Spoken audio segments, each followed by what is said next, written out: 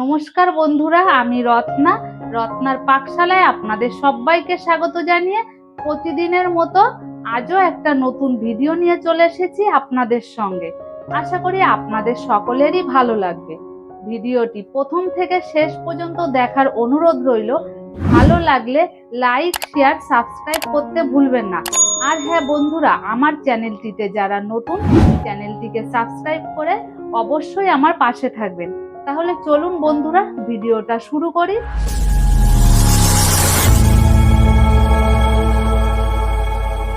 বন্ধুরা, শীতকালের একটা সবজি নিয়ে চলে এসেছি। এই দেখুন বাঁধাকপি। এখন কিন্তু এই বাঁধাকপিটা বাজারে প্রচুর পরিমাণে পাওয়া যাবে। তা আজ আমি বানাবো বাঁধাকপির এক নিরামিষ রেসিপি। প্রথমে আমি বাঁধাকপিটাকে সেদ্ধ করে নেব। আপনারা কিন্তু বাজারে থেকে এনে কেটে এইভাবে কিন্তু সেদ্ধ করে নেবেন।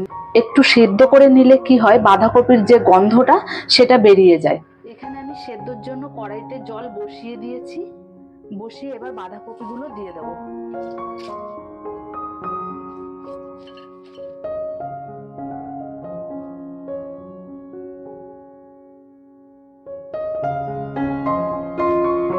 এবার বাঁধাকপিতে পরিমাণ মতো নুন দিয়ে সেদ্ধ করে নেব।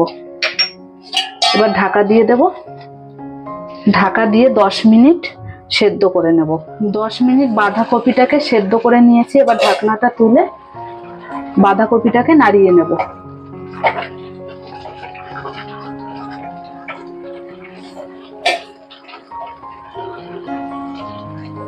বাঁধাকপিটা সেদ্ধ হয়ে গেছে। এবার আমি একটা ঝুড়িতে নামিয়ে নেব। বাঁধাকপিটা আমি সেদ্ধ করে নিয়েছি। এবার বাঁধাকপির জন্য যে যে মশলাগুলো লাগছে চলুন দেখে নিই। এই দেখুন, এখানে ফোড়নে নিয়েছি তেজপাতা, শুকনো লঙ্কা, জিরে। এখানে নিয়েছি লাল লঙ্কার গুঁড়ো, ধনে বাটা, আদা বাটা, হলুদ গুঁড়ো, জিরে বাটা, নুন। এখানে আমি আলু কেটে নিয়েছি। এই দেখুন, এরকম আমি আলু কেটে নিয়েছি। নিয়েছি মটরশুঁটি, টমেটো। এবার গ্যাসের উপর কড়াইটা বসিয়ে দেব। কড়াই বসিয়ে তেল দিয়ে দেব। তেলে এবার জিরে, শুকনো লঙ্কা, তেজপাতা ফোড়ন দিয়ে দেব।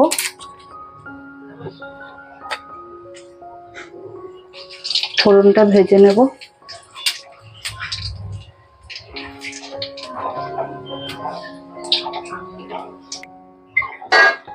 ফোড়নটা ভেজে নেওয়া হয়ে গেছে। এবার আলুগুলো দিয়ে দেব।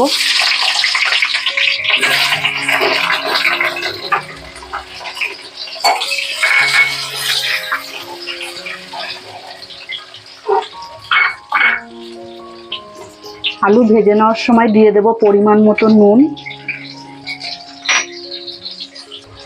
দিয়ে দেব হলুদ গুঁড়ো। এবার নাড়িয়ে ভালো করে ভেজে নেব আলু।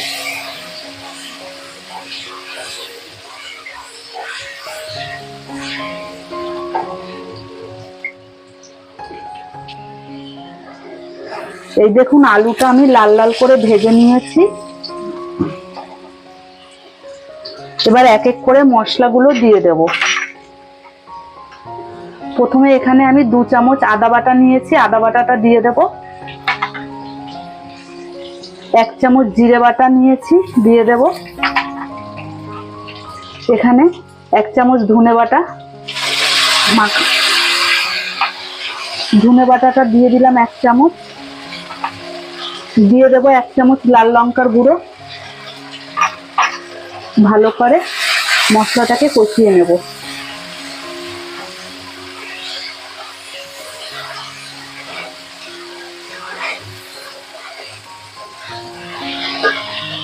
মশলাটা কষিয়ে নেওয়ার সময় মটরশুঁটি দিয়ে দেব।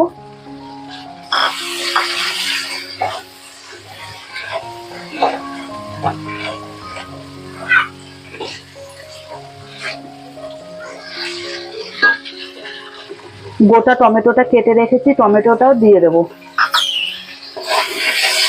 দিয়ে ভালো করে মশলাটাকে কষিয়ে নেব।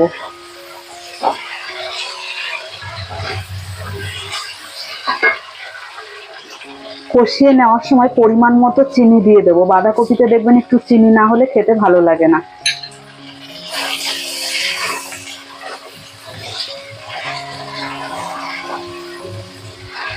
মশলাটাকে আমি ভালো করে কষিয়ে নিয়েছি। এবার বাঁধাকপিটা দিয়ে দেব।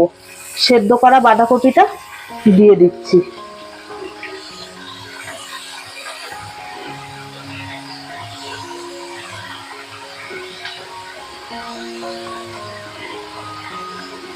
এখানে কিন্তু আমি আলুটা ভেজে নেওয়ার সময় নুন দিয়ে দিয়েছি, বাঁধাকপিটা সেদ্ধর সময়ও কিন্তু নুন দিয়ে দিয়েছি। এখানে আর নুন দেব না। ভালো করে এবার নাড়িয়ে নেব।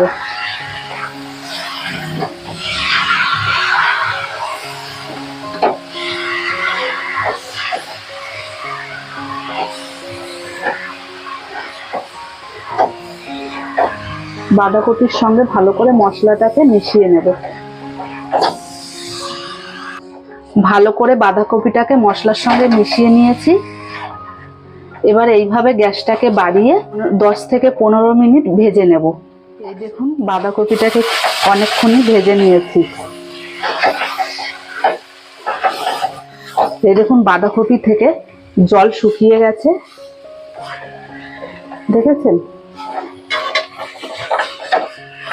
এই দেখুন বাঁধাকপিটা আমি ভেজে নিয়েছি। এবার পরিমাণ মতো ধনেপাতা কুচি দিয়ে দেব, দিয়ে ভালো করে মিশিয়ে নেব।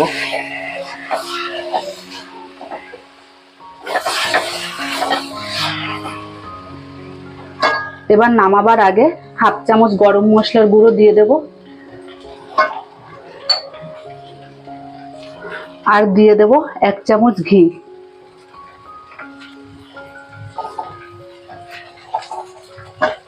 দিয়ে এবার ভালো করে মিশিয়ে নেব।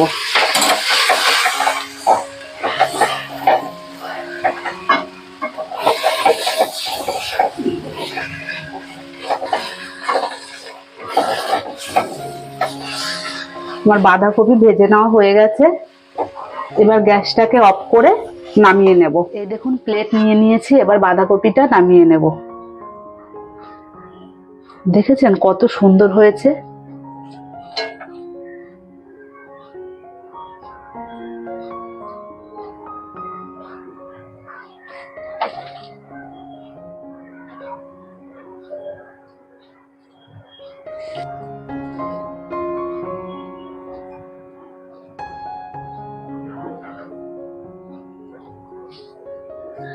এই দেখুন বন্ধুরা, আমি প্লেটে নামিয়ে নিয়েছি।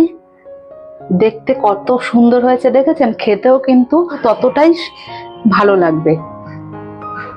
এইভাবে কিন্তু আপনারা অবশ্যই বাড়িতে একবার হলেও বানাবেন। বানিয়ে খেয়ে আমাকে কমেন্ট করে জানাবেন কেমন হয়েছে।